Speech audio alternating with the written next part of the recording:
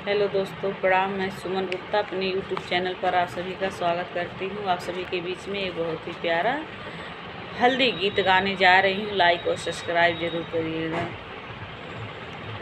आइल दुअरे पे हल्दी बिकाए, हल्दिया मंगल की। आई दुअरे पे हल्दी बिकाए, हल्दिया मंगल की। कहाँ बाड़ू पा मम्मी हो, कहाँ बड़ा पापा हो।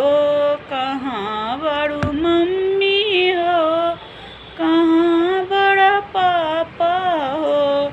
कीना कीना हल्दिया के गार, हरदिया मंगल की। कीना कीना हरदिया के गार, हल्दिया मंगल की। आइल दुअरे पे हल्दी बिकाए, हल्दिया मंगल की।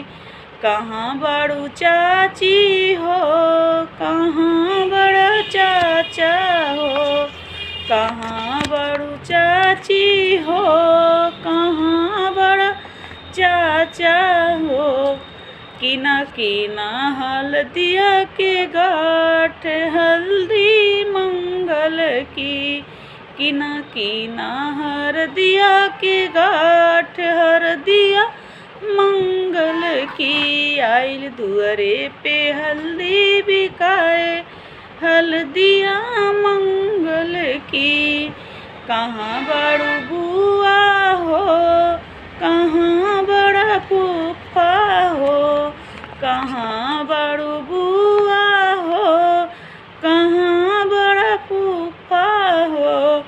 कीना कीना हल्दिया के गाठ, हरदिया मंगल की। कीना कीना हल्दिया के गाठ, हल्दी मंगल की। आई दुअरे पे हल्दी बिकाए, हरदिया मंगल की।